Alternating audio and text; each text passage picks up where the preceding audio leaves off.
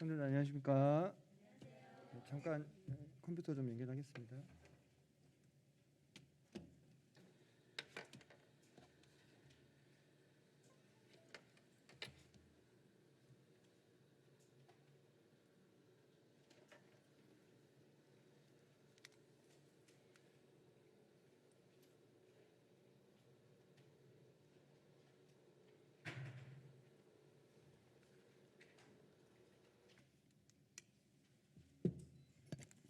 화면이 나왔나요? 식사 맛있게 하셨습니까?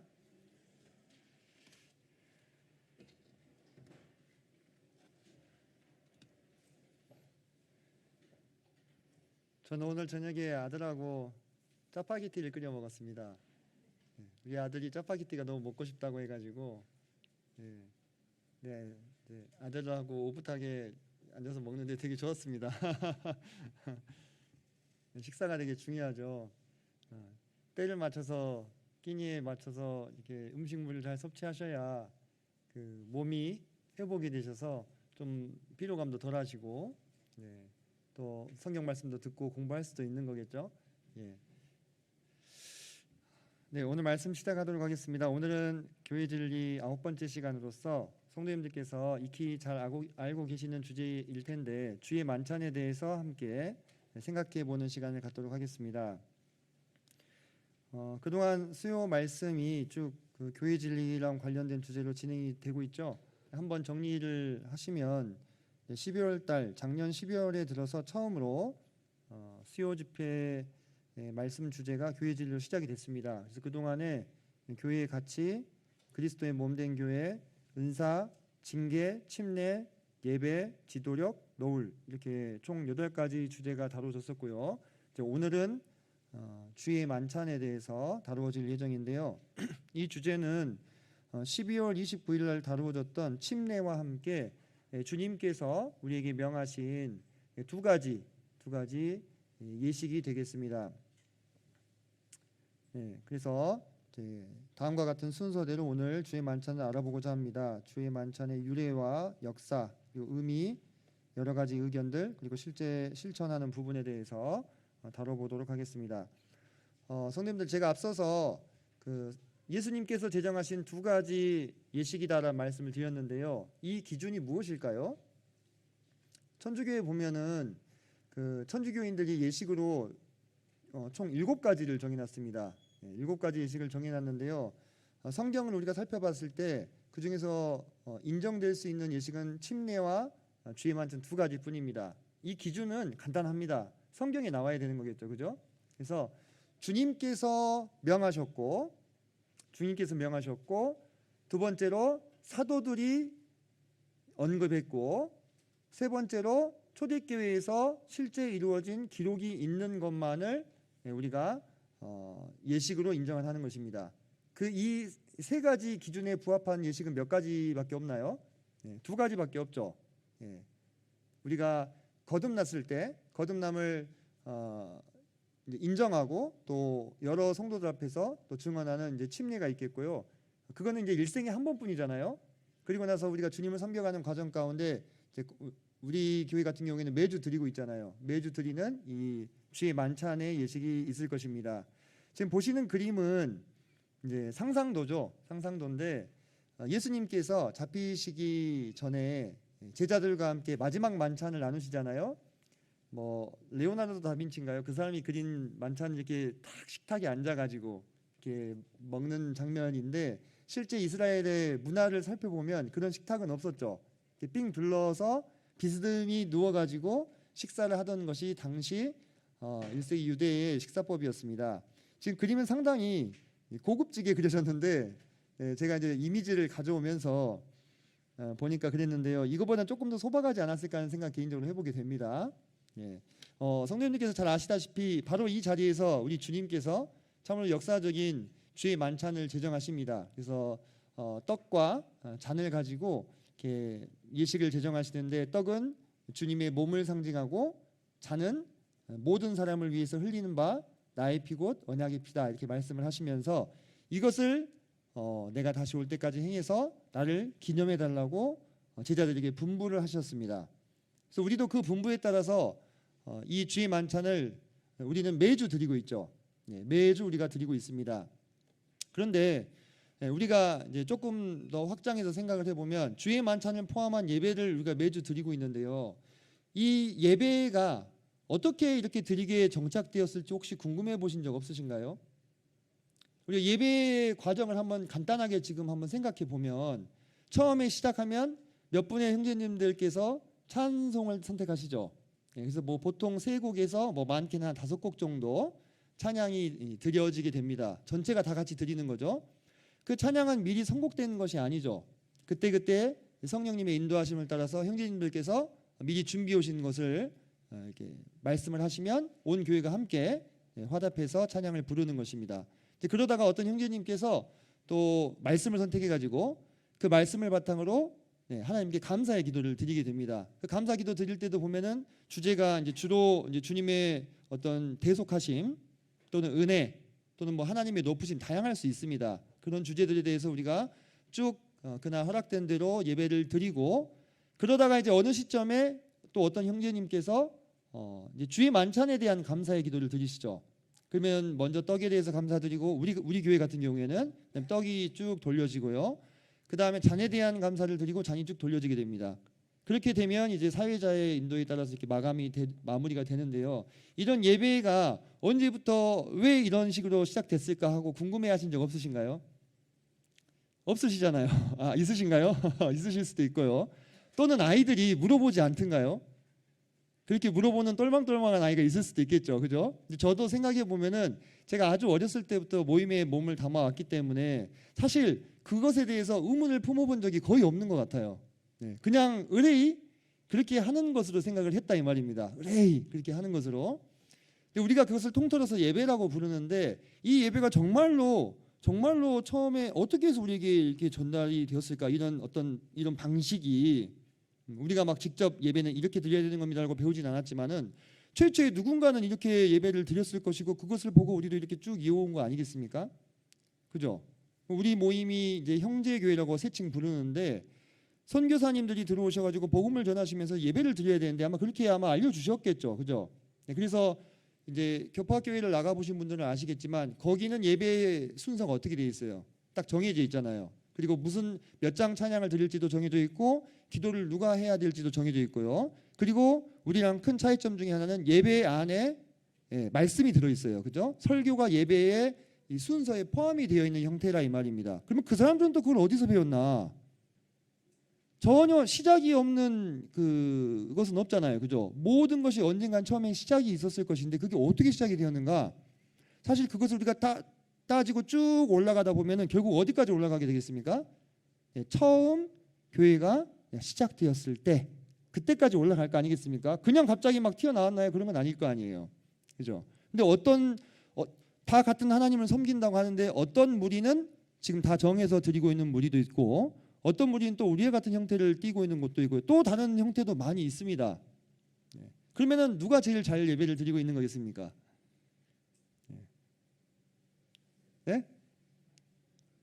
최초에 초대교회의 성도님들께서 드리던 예배의 형식대로 그 모습에 가장 가깝게 드리는 모습이라면 가장 합당하다고 볼 수 있겠잖아요. 그죠? 그러면 그 초대교회의 성도님들은 어떻게 예배를 드렸을까요? 또 올라가야 되겠죠. 그죠? 네, 이렇게 타고 올라가 보다 보면 우리가 드리고 있는 이 예배의 형태가 어디로부터 기원했는가 이것을 좀 생각해 보게 되는데 자, 우리가 이제 오늘은 모든 예배의 형태에 대해서 우리가 다 이제 다룰 것은 아니고 주제를 좀 압축해 가지고 주의 만찬에 대해서 특별히 다루게 되지 않습니까?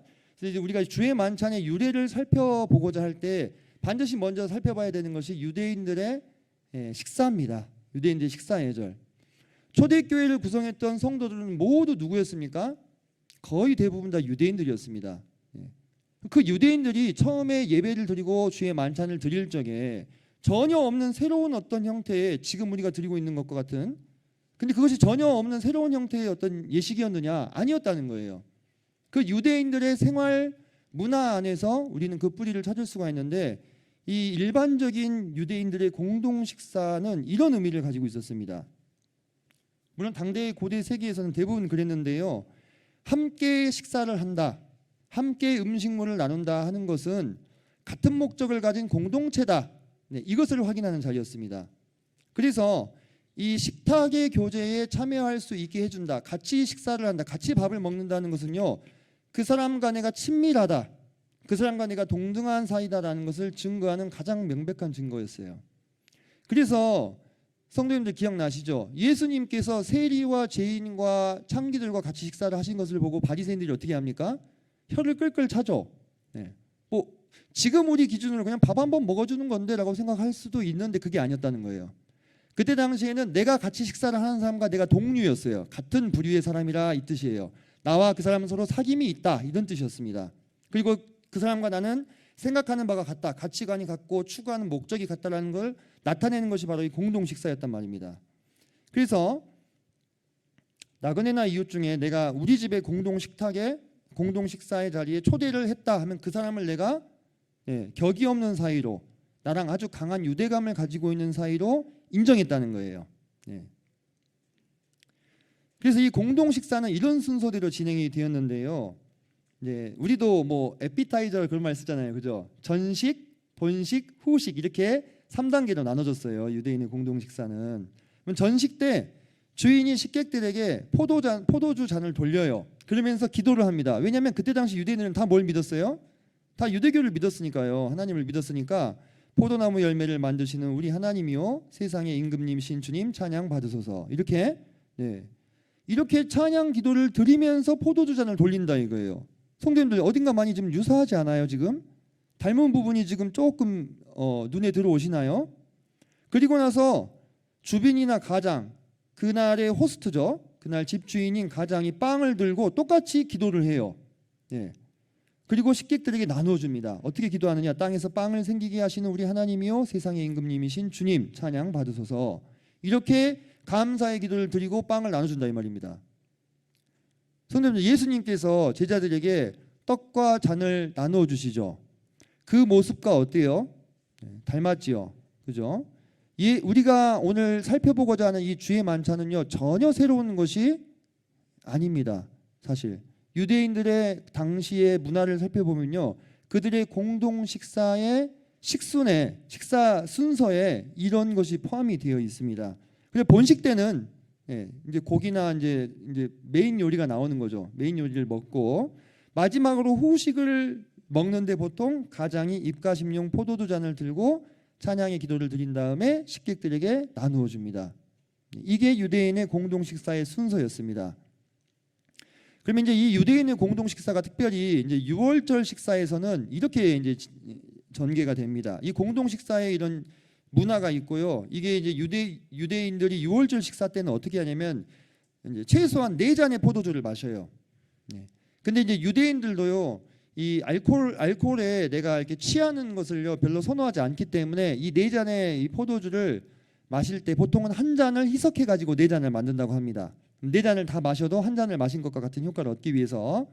그런데 이제 이 4잔의 포도주를 언제 나눠주냐면 이제 아까랑 똑같아요. 전식 때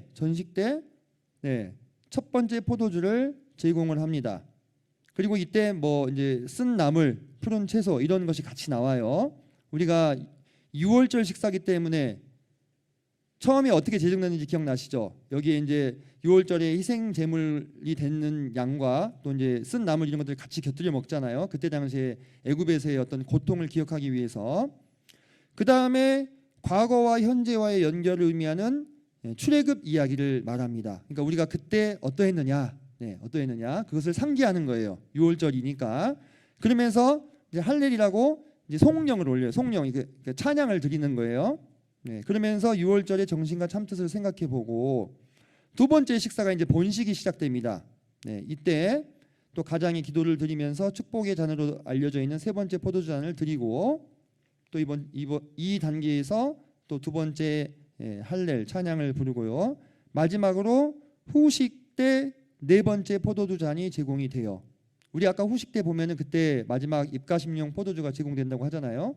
6월절 식사도 유사하게 공동 식사의 순서를 따라가게 되는데 이 공동 식사는 어떤 특징이 있냐면 일단 가정적인 잔치입니다. 가정적인 잔치. 그래서 한 가정을 단위로 해서 진행되는 잔치의 성격이에요. 다시 말해서 그 자리에 모여 앉은 사람들은 뭐라는 겁니까? 한 가족이라는 뜻입니다. 한 가족.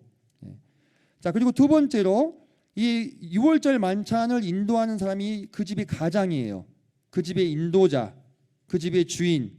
결혼해서 가정을 이루었을 때에는 가장으로서 이 유월절 식사를 인도할 수 있는 특권이 있는 겁니다. 우리가 보면은 예수님께서 마지막 만찬을 이렇게 쭉 진행하실 때 누가 주도권을 잡고 있습니까? 예수님이 주도권을 잡고 있으시잖아요. 그죠? 예수님이 그 한 가족된 제자들 사이에 가장이라 얘기해요. 가장이시고 목자시잖아요. 그리고 세 번째 특징은 유월절 만찬은 일종의 제사의 성격을 가진다라는 것입니다. 이게 무엇이냐면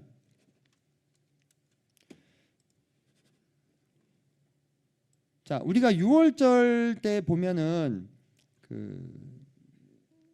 그 애굽으로 우리가 가가지고 생각을 한번 떠올려 보면은 그때 희생 제물을 잡아서 그 피를 어떻게 했습니까? 문설주 좌우임방에 바르잖아요, 그죠? 그러면 그때 당시에 애굽의 장자를 죽이기 위해서 하나님의 영이 애굽 땅을 이렇게 엄습하실 때 그것을 무엇을 보고요? 그 희생 제물의 피를 보고 넘어가셨잖아요, 그 집을, 그죠? 그래서 그 집 안에 들어 있는 사람이 하나님의 진노를 피할 수 있도록 하나님과 사람 사이를 화목케 하는 그러한 역할을 했단 말이에요. 그래서 이 유월절 만찬은 그와 같은 어미하신 하나님의 심판으로부터 보호받는 가족, 거기에 드려진 제사와 같은 성격을 가지고 있는 그러한 식사였습니다. 그리고 마지막으로 이것은 기념제의 역할을 하는 것입니다. 무슨 뜻이냐면 이 유월절에서 이스라엘의 백성들을 구해 주셨던 것처럼 애굽으로부터요. 그런 것처럼 하나님께서 앞으로 지금은 고난을 당하고 있지만 우리 유대인들을 구하시고 다시금 영광스럽게 해주실 것이라고 하는 메시아를 고대하는 그러한 기념적인 의미도 이 가운데 함께 내포되어 있었습니다. 이 유월절 식사가 단순한 식사가 아니었죠. 자, 그래서 이 유월절 만찬은 이스라엘의 백성을 애굽에서 구원해 주신 하나님을 생각하고 그분을 찬양하는 절기였습니다. 아울러 하나님께서 메시아를 통해 가져오실 미래의 구원을 기대하는 의식이었어요. 그 유월절을 통해서 하나님이 이스라엘 족속을 애굽의 손에서 건져내셨잖아요. 그런 것처럼 이제 이때 기준으로 하면은 이스라엘을 지배하고 있던 민족이 누구였습니까? 로마였죠. 그 로마의 압제로부터 우리를 다시 구하셔서 우리를 독립국가로서 세워주실 메시아의 출현을 고대하는 기념하는 그러한 역할이 있었다고 하는 것입니다. 그런데 이러한 유월절 식사의 모든 성격이 주님께서 새롭게 제정하신 주의 만찬과 맥이 다 있다고 하는 것입니다. 자, 주님의 마지막 만찬, 제자들과 함께 나누셨던 마지막 만찬은 그건 유월절 만찬이었습니다. 유월절 식사를 같이 하셨던 것인데요. 지금 이제 앞에서 쭉 살펴보셨다시피 이 식사는요, 특별할 것이 없는 식사였습니다.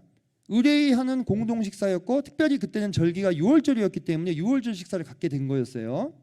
자, 그런데 이 기존에 쭉 이어져 오던 관습이었던 이 유월절 식사에 주님께서 새로운 의미를 그날 저녁에 더하여 주셨다고 하는 거예요.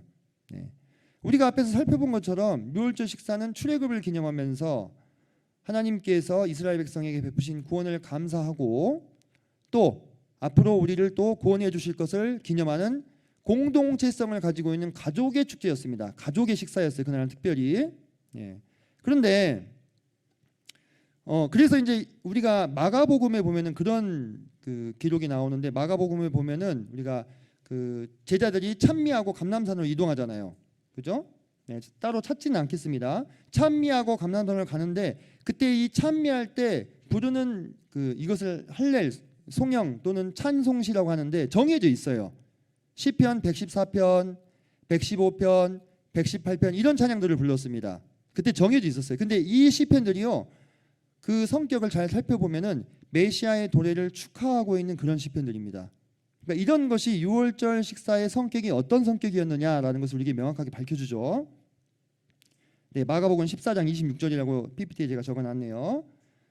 자, 그래서 주님께서는 자신의 죽음이 긴박하게 다가오는 상황에서 제자들과 함께 마지막 유월절 만찬을 먹기를 원하셨는데요.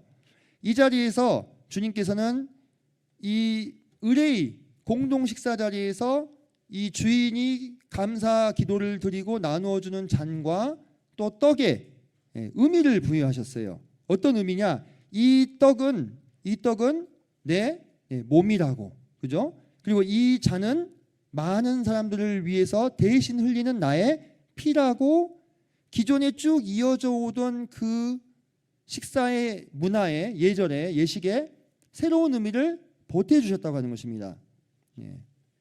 그래서 이를 통해서 예수님의 죽음이 마치 그 유월절 어린 양의 죽음과 같은 대리적인 속죄의 죽음이며 또 새로운 언약이 세워지는 죽음이다라는 것을 제자들에게 드러내 주신 거예요. 사실 제자들은 그 순간을 엄청 특별하게 여겼을까요? 쭉 그동안에 그 사람들 유월절 몇십 번 했을 거 아닙니까? 그죠? 유월절 식사를 몇십 번 했겠죠. 예수님은 오늘 좀 특별한 이야기를 하신다 정도였을 거예요. 근데 나중에 이제 주님께서 부활하시고 또 승천하시고 나서 보니까 그 식사가 어마어마한 의미를 가지고 있었다는 것입니다. 심지어 어디까지 연결이 되냐면 유월절 잡혔던 그 어린 양이 바로 예수 그리스도를 예표해주고 있는 것이었구나. 이렇게까지 쭉 이 자신의 이스라엘 민족들의 모든 역사가 총망라돼서 깨어지는 그 예언의 실현자가 누구였다고요? 예수님이었구나. 사실 잘 생각해 보세요. 우리가 이 이스라엘 민족이 본격적으로 활동을 하게 된 것은 출애굽부터잖아요. 그죠? 야곱과 그의 70명의 가족들이 애굽으로 들어갔다가 거기서 이제 민족적으로 이렇게 확 늘어나죠, 숫자가. 그래서 출애굽을 하면서 히브리 민족이 비로소 자기 나름의 정체성을 가지고 활동을 시작하게 되는 거지 않습니까? 바로 그 지점에 발생한 가장 중요한 사건이라고 한다면 유월절이잖아요. 그죠? 유월절. 근데 거기서부터 사실 그 이전까지도 쭉 연결되어 왔었구나라는 것을 깨닫게 되는 거예요. 그리고 이를 통해서 주님께서 그의 제자들에게 자신의 죽음으로 인해 좌절하지 않고 새로운 나라를 꿈꿀 수 있도록 소망을 불어넣으시는 그러한 식사 자리였다고 하는 것입니다. 그래서 결론적으로 봤을 때 우리가 지금 매주 드리고 있는 주의 만찬은 어디로부터 유래한 것입니까? 유월절 식사로부터 유래한 것이 맞습니다. 그런데 우리가 지금 드리고 있는 주의 만찬이 지금 유대인들이 드리고 있는 유월절 식사만의 의미로 머무는 것이 아니라는 거죠. 그죠? 주님께서 그날 저녁에 제자들과 함께 제정하시면서 우리가 뒤에서 살펴볼 건데요. 새로운 언약을 맺으시잖아요. 그죠? 새로운 언약. 기존에 쭉 이어져 왔던 이 예식의 이 식사의 의미가 실은 이것이었다. 이것이었다는 걸 밝혀주고 계시는 것입니다. 그래서 주님께서는 새로운 형태의 의식을 제정하시기보다도 그 시대의 사람들이 알고 있던 의식을 빌어서 신약교회의 예식으로 삼으셨고요. 그것이 주님이 만들고자 계획하신 신약교회의 본질을 아주 잘 우리에게 드러내주고 있는 것이었습니다. 자, 그러면 이어서 주님의 만찬의 이제 역사를 좀 살펴보면요. 먼저 성경 내적인 증거들을 보면 성경 본문을 말하는 것입니다. 성경 본문에 보면 사도행전에 많이 나오죠. 그죠? 이 만찬이 행해졌느냐에 대해서 사도행전 2장 42절 보면 떡을 떼며 이렇게 나오는데 이 떡을 뗐다는 것이 뭐 밥을 먹었다라는 뜻이 아니라 바로 이 주의 만찬을 이야기하고 있습니다. 또 사도행전 2장 46절로 47절도 보면은 거기도 떡을 떼었다 이런 표현이 나옵니다. 그래서 초대교회가 드렸던 오른쪽에 보시는 1번부터 12번은 초대교회의 예배에 포함되어 있는 것들입니다. 포함되어 있는 것들. 자, 초대교회의 예배의 아주 중요한 부분으로서 주의 만찬이 포함되어 있음을 우리가 볼 수가 있습니다. 자, 성경 외적인 증거들도 있습니다. 성경 말고 다른 기록에 보면 자, 첫 번째 이 외적인 증거가 상당히 중요한데 이것은 그 이교도 다시 말해서 하나님을 믿지 않는 사람이 남긴 기록에 남은 거예요. 그러니까 그리스도인이 쓴 기록 말고요. 비트니아의 총독을 맡고 있던 플린이라는 사람이 트라이아누스 황제에게 전한 편지에 보면은 빨간색 글씨를 보시면 그들은 공동 그리고 무해한으로 설명된 음식을 먹는다. 이 부분이 주의 만찬을 이야기하는 부분입니다. 그러니까 이 주의 만찬은요 아주 초기부터 성경 내적으로도 외적으로도 이게 이루어지고 있었다는 사실이 명백히 증명이 되고 있는 것입니다. 디다케라고 하는 성경은 아니지만 중요한 문서에 보면 잔에 관한 기도와 떡덩이를 뗀 조각과 관련한 기도가 나오고 있습니다. 제1변증서라고 해서 순교자 저스틴이라는 분이 있어요. 이분이 안토니우스 황제, 피우스 황제에게 기독교를 변호하기 위해서 쓴 서신에 보면 떡과 포도주를 분배하는 것이 나옵니다. 이게 주의 만찬을 말하고 있습니다. 그리고 히폴리투스라고 하는 분의 사도 전승에도 떡과 잔을 주님의 몸과 피로 언급하면서 아멘으로 화답하며 받았다, 이런 기록들이 나오고 있습니다. 그래서 우리가 매주 드리는 이 주의 만찬은 초대교회부터 아주 예배의 핵심적인 요소였다. 그러면 우리가 지금 그것을 매주 드리는 것은 잘하고 있는 겁니까? 잘못하고 있는 겁니까? 잘하고 있는 거죠. 제가 아까 그랬잖아요. 우리가 드리는 예배가 참된 예배의 모습이겠느냐는 어떻게 검증할 수 있습니까? 초대교회 성도님들이 예수님을 직접 뵙고 그분의 말씀을 듣고 가르침을 받았던 그 성도님들이 드렸던 모습에 가까우면 가까울수록 어때요? 합당한 예배를 드리고 있는 것이겠잖아요. 그죠? 외적으로도 증거들이 있다. 이 주의 만찬의 역사는 이제 초대교회뿐만 아니라 중세, 종교 개혁기, 현대까지 이들어서 쭉 다룰 수도 있겠습니다만은, 그렇게 하면 그것만 한 40-50분 분량이 되기 때문에 이게 처음을 확인하면 되는 거예요. 그죠? 중간에 이제 변질들이 일어납니다. 중세에 이제 카톨릭이 국교화되면서, 그죠? 국교화되면서 자유롭게 드렸던 이런 주의 만찬을 어떤 성직자들의 전유물로 전락하게 돼요. 그리고 떡과 포도주를 다 안 주고 떡만 줘요. 포도주는 성직자만 할 수 있어요. 이렇게 뭔가 이제 구분을 두기 시작하게 됩니다. 그거는 초대교회의 모습과는 다른 모습이잖아요. 그게 잘못된 모습이죠, 그죠? 근데 우리는 지금 어떤 사유가 있지 않고서는 특별히 성도님들한테 잔을 대할 수 없습니다, 떡만 대하십시오, 이런 것이 없잖아요, 그죠? 우리가 거듭나고 침례로 교회의 성도로 영접된 분이시면 누구든지 자유롭게 자연스럽게 이 주님의 만찬에 참여할 수 있지 않습니까? 그런 부분이 어떻게 보면 회복된 부분인 거죠. 처음 우리의 믿음의 선배들의 모습이 회복된 부분입니다. 그래서 그 중간에 있는 주님의 만찬의 역사는 이 처음 부분만 살펴보고 제가 생략하고 넘어가겠습니다. 자, 주님의 만찬의 의미 이게 중요하겠죠, 그죠? 의미가 중요합니다. 크게 세 가지를 생각을 해볼 수가 있는데, 첫 번째로 기념과 선포. 자, 우리가 항상 매주 낭독하는 말씀 중에 고린도전서 11장 23절로 26절의 말씀이 보이시죠?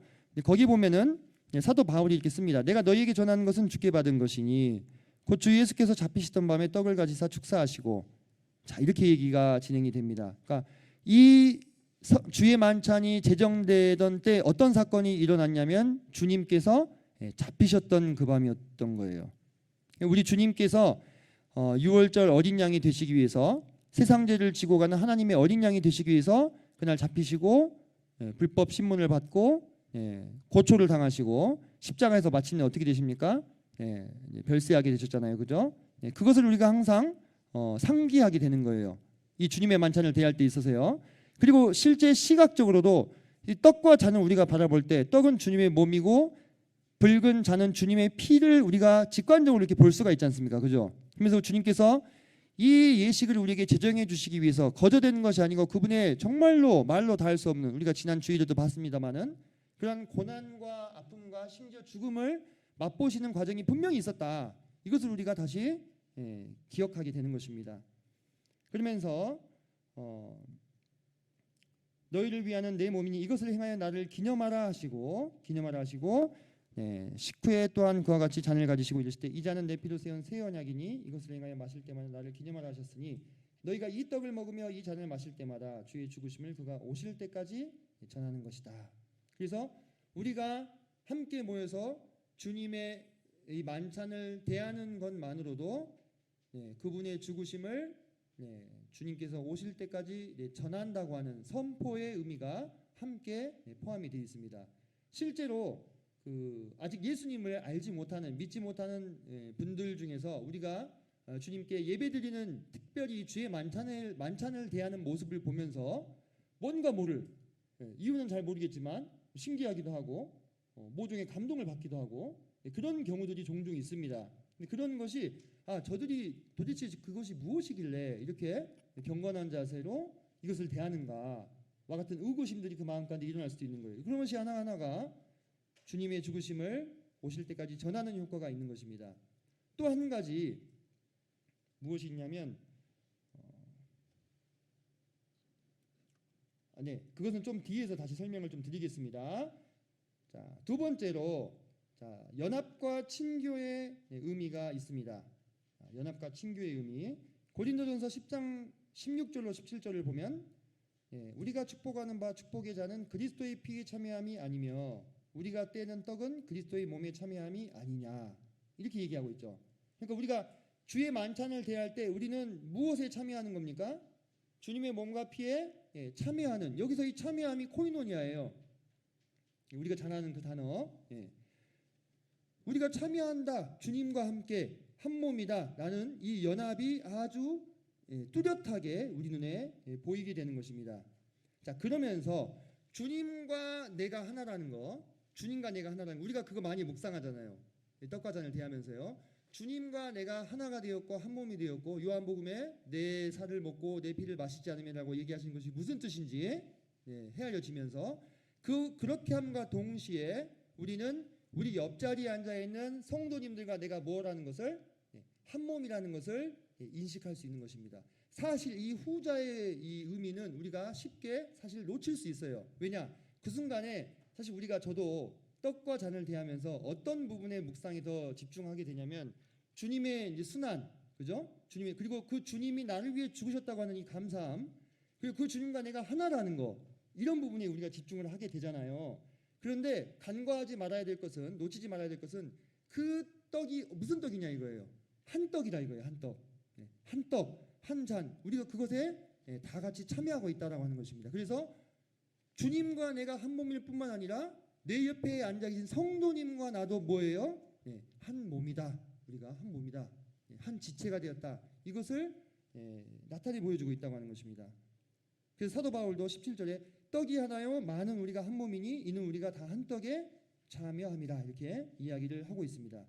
그래서 이런 의미에서 우리는 이 주의 만찬을 통해서 연합의 의미를 되새길 수 있는 것입니다. 자, 그리고 우리는 이 잔은 내 피로 세운 새 언약이니 이것을 행하여 마실 때마다 나를 기념하라 이렇게 얘기하셨죠. 그래서 주님과 우리가 새로운 언약을 맺었다라고 주님이 말씀을 하셨는데요. 새 언약이 있다면 옛 언약이 있을 거 아닙니까? 그죠? 옛 언약은 뭡니까? 율법이죠. 그죠? 율법의 언약에도 피가 필요했어요. 수없이 많은 염소와 송아지들이 드려졌지 않습니까? 그죠? 근데 그것은 사람을 온전하게 하나님과 화목케 할 수 없는 그러한 일시방편적인 언약이었다 이 말입니다. 근데 이제부터 맺는 그리고 그 유월절 식사도 사실은 그것을 계속 상기하는 거예요. 유월절 어린 양 잡은 거 그걸 계속 상기하는 거잖아요. 그죠? 근데 그것으로는 완전히 하나님과 내가 화목히 될 수 없는 정말로 그분을 아빠 아버지라고 감히 부를 수 없는 그런 상황이었는데 이제 주님께서 그분의 피로써 이 잔은 내 피로 세운 새 언약이다 이렇게 얘기하시잖아요. 그죠? 그분의 피로써 우리를 하나님과 영원히 화목해 하신 것입니다. 그래서 우리가 그분을 감히 담대히 아빠, 아버지라고 부르짖을 수 있게 된 것입니다.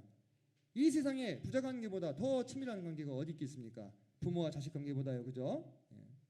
그와 같이 새로운 언약으로 우리를 하나님과 하나 되게 해 주셨다고 하는 그러한 의미를 우리가 주님의 만찬을 대하면서 상기할 수 있습니다. 그래서 우리가 만찬 앞에 나아갈 때요. 만찬 앞에 나아갈 때 우리가 두려워 떨면서 막 이렇게 나갑니까?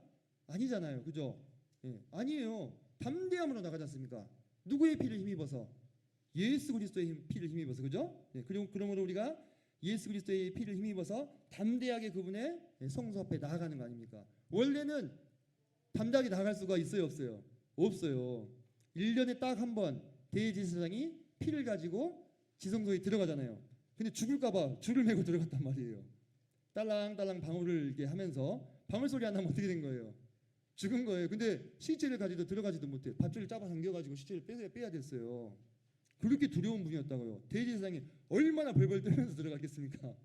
물론 몸과 마음을 정결하게 하고 최선을 다하고 피를 가지고 들어가지만요. 어떻게 될지 모르는 거예요. 근데 우리는 예수님으로 인해서 그분과 완전히 화목해 되었다. 그것을 우리가 주의 만찬을 매주 대하면서 확인할 수 있는 거예요.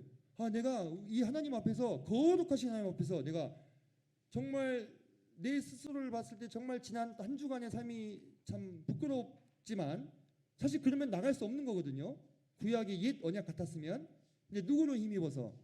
예수 그리스도를 힘입어서 그 주님의 만찬을 보면서 맺어진 새 언약을 힘입어서 주님과 하나님과 완전한 친교 안으로 들어오게 되었다는 것을 기억할 수 있는 것입니다. 자, 세 번째로 우리 주님의 만찬은 우리의 신앙을 강화해 줍니다. 강화해 줍니다. 자, 제가 앞서서도 말씀드렸죠. 우리는 그 자리에서 우리의 어떠함으로 하나님 앞에 나오는 것이 아니라 오직 유월절 어린 양 되신 그리스도를 의지함으로 나아간다는 것을 기억합니다. 그러면서 하나님과 예수님의 은혜를 묵상하면서 우리의 신앙이 강화됩니다. 그래서 성도님들이 모이기를 피하지 않고 주님의 만찬에만 꼬박꼬박 참석해도요 신앙이 유지가 돼요. 내가 너무 지난 일주일 동안 부끄럽게 살아서 내가 별 낯이 없어가지고 못 나가겠습니다. 이렇게 뭐 생각하시는 것이요 염치가 있는 행동이라기보다도요 그건 사실 우리 주님께서 자신의 피로 맺으신 새 언약을 충분히 의지하지 못하고 있는 모습이 되는 거죠. 그죠? 내가 어떤 삶을 살았든지 간에 그 주님께서 내 허물을 다 그분의 피로 덮으시고 새로운 언약을 맺으셔서 하나님과 나 사이를 화목해 해주셨다는 이 사실을 의지하고 믿음으로 주의 만찬을 대하게 될 때 우리의 신앙이 강화되고 우리 안에 주님의 은혜를 생각하는 마음이 커지고 그 은혜가 커져서 넘치게 되면 내 삶 가운데 뿌리 깊게 이 뿌리를 내리고 있었던 죄도 이기게 되고 그런 삶의 반복이 이제 일어나게 되는 거예요. 자, 그리고 우리가 고린도전서에서 쉽게 간과할 수 있는 게 그가 오실 때까지라는 구절이 들어있어요. 그죠? 그가 오실 때까지. 근데 주님께서 이 주의 만찬을 제정하실 때에는 죽음을 앞두고 계신 때였어요. 죽음을. 그러니까 주님이 죽어야 되는 상황이었거든요. 근데 주님이 다시 오신다는 얘기를 하시잖아요. 거기서. 그러니까 왜 무슨 얘기냐? 이 주님의 만찬은 우리가 하늘나라 가서도 영원히 드리나요? 아니죠. 거기서는 드리지 않습니다. 주님이 다시 오시면 이것은 마무리가 될 것입니다. 왜? 이제는 우리가 그렇게 기념할 필요가 없어요. 실체가 나타났잖아요. 그죠? 실체가 나타났으면 더 이상 기념을 할 필요가 없죠. 항상 뵐 수 있으니까. 그러면 이게 우리에게 어떤 생각들을 이끌어 주냐면 주님께서 다시 오실 날이 우리에게 있다고 하는 것입니다. 우리가 주님의 만찬을 바라보면서 주님의 죽으심만을 생각하는 것은요 어떻게 보면은 절반만 생각하는 거예요. 어떻게 들리실지 모르겠는데 우리는 주님의 만찬을 바라보면서 주님의 죽으심을 먼저 생각하지만 이 예식은 주님이 다시 오실 때까지 드리는 것이다. 다시 말해서 주님이 다시 오실 날이 있다라는 겁니다. 그걸 주님이 약속해 주셨구나 하면서 이 주의 만찬이 어떤 면에서는 기쁨과 환희와 승리의 현장이 되어야 되는 것입니다.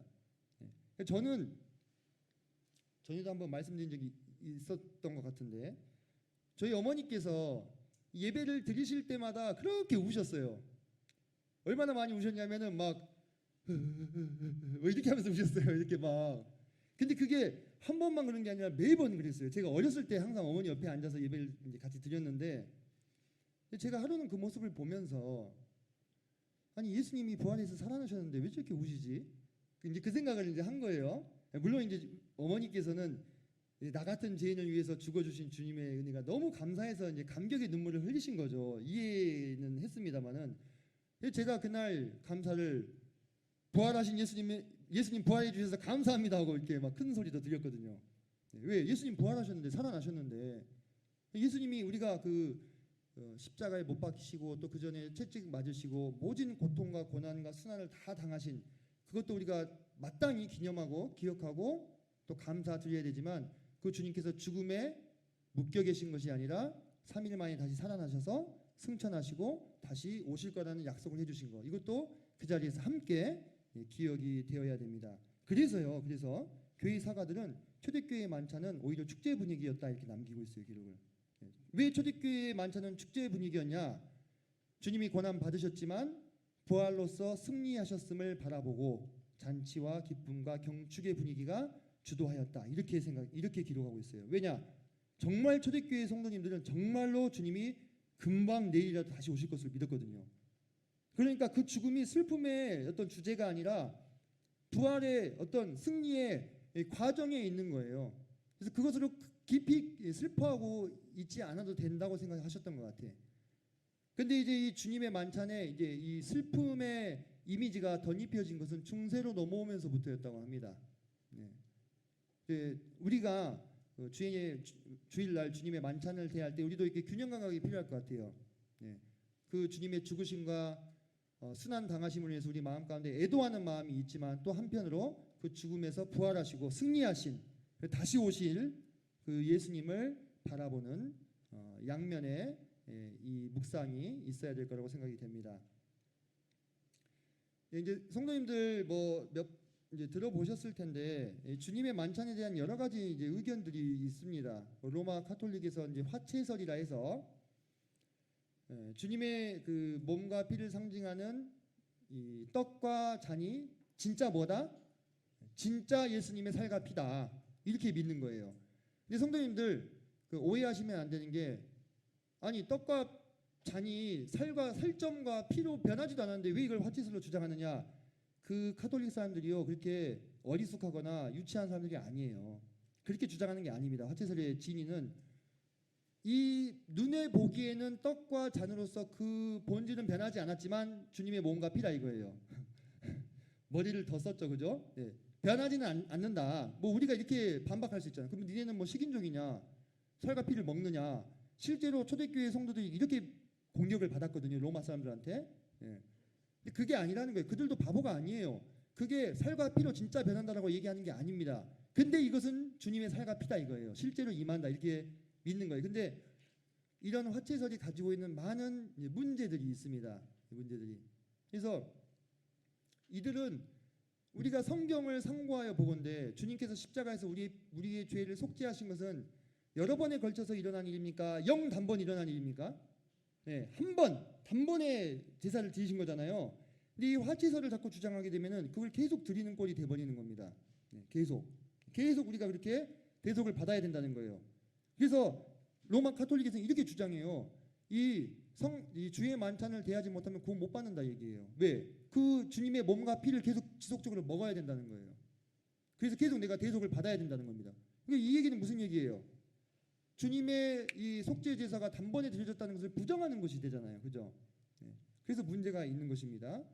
네. 그리고 떡 속에 피가 병존한다. 뭐 이런 주장은 뭐냐면 간단하게 설명하고 넘어가면 아까 제가 그랬잖아요. 카톨릭에서는 잔은 안 주고 떡만 준다고. 그러면서 이 논리적인 근거가 뭐냐면 살점을 떼어내면 피가 따라온다 이거예요. 네. 살점이 그냥 떨어질 수 없잖아요. 그죠? 살점을 떼어내면 피가 묻어있다 이거예요. 그러니까 너가 떡만 먹어도 피를 먹은 것과 똑같다. 그러니까 이것만 먹어라 하고 떡만 주는 겁니다. 참 머리를 잘 썼죠. 네. 근데 그대로 믿어요. 그리고 이거 안 돼하면 지옥 간다고 생각하니까 벌벌벌 떱니다. 이거 못 대하게 하면은 카톨릭 신자들은 아니죠, 그죠? 예, 마르틴 루터는 공제설이라는 것을 주장했는데 떡과 잔이 진짜 예수 그리스도의 몸과 피로 변하는 것은 아니지만 예수님이 그 떡의 옆에 안에 임재하신다, 거하신다, 함께 거하신다 해서 공제설이에요. 근데 이것도 합당하지 않은 것 같습니다. 쯔빙글이라는 분은 상징설을 이제 주장했는데요. 그냥 이건 상징이다. 예수님께서 이 떡은 내 몸이고 이 잔은 내 피다라고 했는데 그 문자 그대로 받아들일 것이 아니라 그냥 상징이다. 네. 이제 많은 어떤 카톨릭이나 루터의 어떤 오류를 이렇게 해결해 주기는 했습니다만 이제 쯔빙글리는 상징이니까 1년에 몇 번 안 드려도 된다 이렇게 주장했어요. 그래서 분기별로 한 번씩 4번만 드리면 된다 이렇게. 네, 상징이니까 진짜 아무 의미가 없다. 그냥 이거는 기억만 나게 해주는 거다 이렇게 생각을 했습니다. 칼빈은 이제 영적 임재설을 주장했는데 이제 루터와 쯔빙글리의 중간 정도라고 생각하시면 될 것 같습니다. 제가 자꾸 이것을 설명을 더 자세하게 드려봐야 크게 유익은 없을 것 같은데 우리는 어떻게 생각하고 있습니까? 우리는 그 떡과 잔이 실제 예수님의 몸과 피라고 생각하나요? 실제 육체 그 살점이라고 생각하십니까? 그렇게 생각하지 않잖아요, 그죠? 그런 면에서 우리는 쯔빙글리의 상징설을 닮았죠, 그죠? 하지만 그렇다고 해서 이 떡과 잔이 아무것도 아닙니까? 그건 아니죠. 이것은 우리 주님의 죽으심과 부활하심과 다시 오심, 그분이 우리를 위한 희생과 사랑과 은혜를 기념해 주잖아요. 그죠? 그러면서 우리의 마음을 하나님 예수 그리스도께 이렇게 끈끈하게 인도해 주고 있지 않습니까? 그죠? 그래서 우리는 이것을 단순한 상징이기 때문에 한두 번만 드려도 된다고 보지 않고 초대교회 본을 따라서 그리고 주님의 명령하심을 따라서 매주 드리는 것이 맞다고 생각하고 있죠. 그죠? 그렇게 보는 것이 저는 가장 건전한 관점이 아닌가 이렇게 생각이 됩니다. 하지만 제가 여기서 소개해드린 이런 관점을 실제로 믿고 있는 분들도 지금도 많이 있습니다. 자, 주님의 만찬의 실천 부분을 좀 보겠습니다. 성경적인 근거들은 이제 찾아보시면 좋을 것 같고요. 주님께서 매주 부활하신 날, 주의 첫날에 행했던 것을 쫓아서 우리도 일요일 날 행하고 있지요. 자, 만찬의 대상은 거듭난 그리스도인들이고 요구된 절차는 떡과 잔이죠. 떡이 어떤 상태여야 되느냐, 포도주가 어떤 상태여야 되느냐, 이것에 대해서 언급이 있습니까, 없습니까? 없습니다. 근데 이것 때문에도 엄청 또 싸우는 참 웃지 못할 비극이 또 교회사에 또 있었습니다. 그래서 떡은 유교병을 써야 되는지 아니면 무교병을 써야 되는지, 잔은 저기 포도즙을 써야 되는지 포도주를 써야 되는지, 또 그러면 포도주라면 또 적포도주를 써야 되는지 백포도주를 써야 되는지 제발 그만하세요 하고 싶죠. 그죠? 주님께서 우리 이런 말이 있어요. 성경에 명시된 것에는 일치를, 성경이 명시하지 않고 있는 것에는 자유를, 그리고 이 모든 것에는 사랑을, 이런 얘기가 있어요. 성경에서 명시하지 않고 있는 것은 자유로움이 있는 것입니다. 어떤 나라는 포도가 안 날 수도 있어요. 포도주를 공수해 와서 뭐 수입해가지고 드려야 됩니까? 포도는 안 나도 대추야자가 많이 나면 대체할 수 있지 않을까요? 그게 성경을 많이 벗어나는 것입니까? 떡도 유교병을 쓰든 무교병을 쓰든 우리가 그것을 통해서 주님의 죽으심과 그것을 우리가 기념하는 데 의미를 둔다면 그것은 큰 문제가 되지 않을 거라 이 말입니다.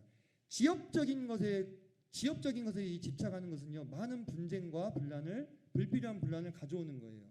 성경에 명시하지 않은 것에는 자유를, 그리고 이 모든 것에는 사랑을, 그러면 되잖아요. 그러면 오케이잖아요. 그죠? 자, 만찬을 위한 준비.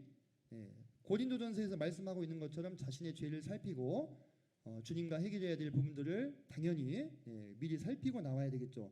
근데 내 죄에 압도돼 가지고 주의 만찬을 오래 폐하신다면 그것 또한 합당치 않을 것으로 생각이 됩니다. 왜냐, 우리는 주님 앞에 우리의 공덕으로 나오는 게 아니잖아요.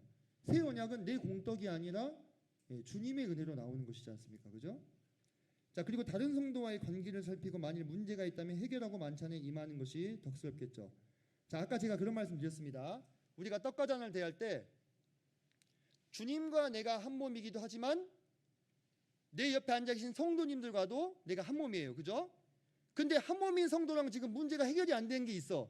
껄쩍지근하게 서로 감정이 안 좋아.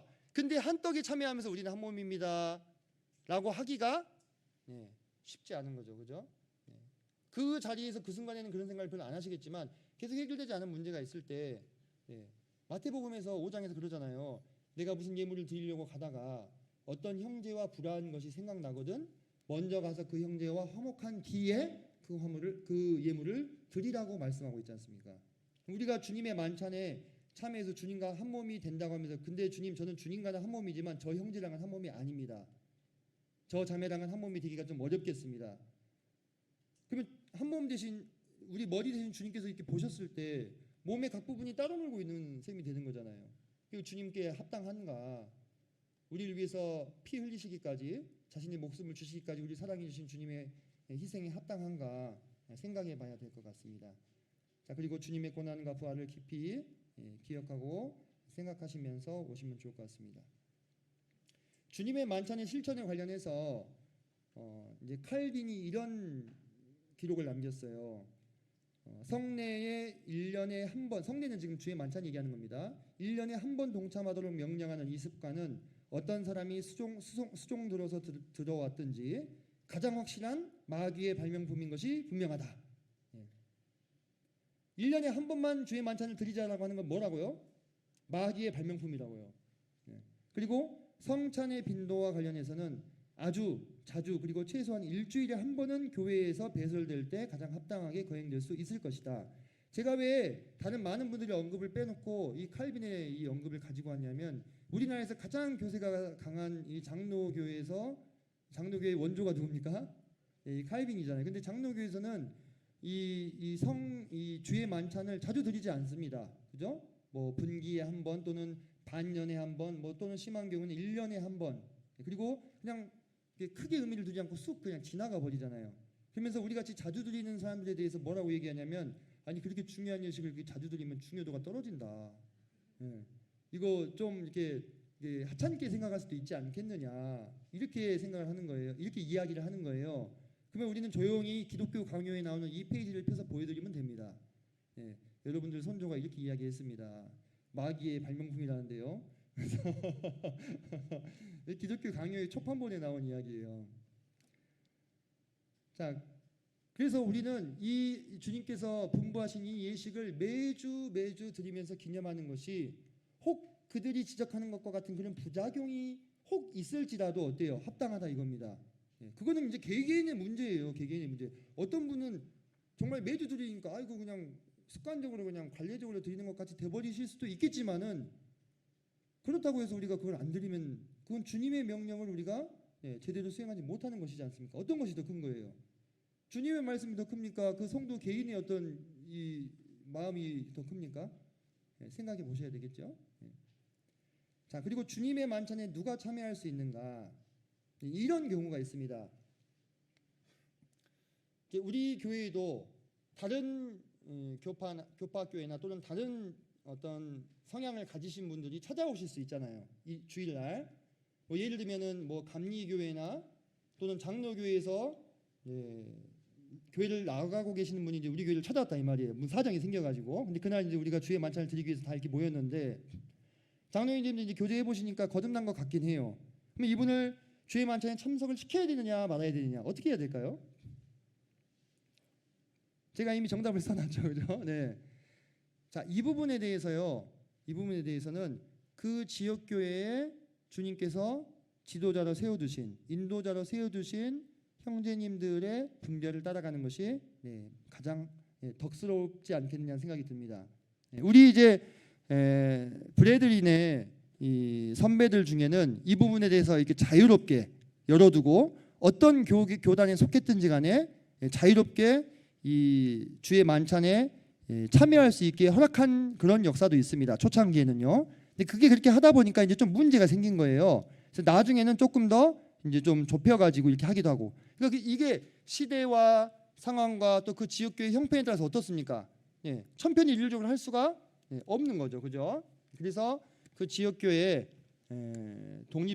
개교의 독립 정신을 존중해서 그 지역교회를 다스리고 계시는 주님이 맡기신 일꾼들이 분별하셔서 그 분별대로 가는 것이 가장 덕스러울 것이다 이렇게 생각이 됩니다. 오늘 주의 만찬에 대해서 대략적으로 좀 성도님들과 함께 나누어 보았습니다. 성도님께서 여러 이야기를 들으셨지만은 제일 중요한 것은 이것을 기억하시면 좋을 것 같습니다. 우리 주님의 만찬이 우리에게 어떤 의미가 있느냐, 어떤 의미가 있느냐, 그죠? 세 가지를 제가 말씀을 드렸잖아요, 그죠? 주님의 죽으심을 상기하고 선포하는 의미가 있다. 첫째로, 둘째로 주님과의 연합 그리고 친밀함, 친교를 드러내주는 의미가 있다. 세 번째로 성도들의 신앙을 강화해주는 이런 의미가 있다. 이것을 마음 가운데 새기시고 또 이제 며칠 뒤에 주의 만찬을 대하게 될 텐데 그때 또 더 준비된 마음으로 함께 주님께 예배할 수 있었으면 좋겠습니다. 이상 마치겠습니다. 감사합니다.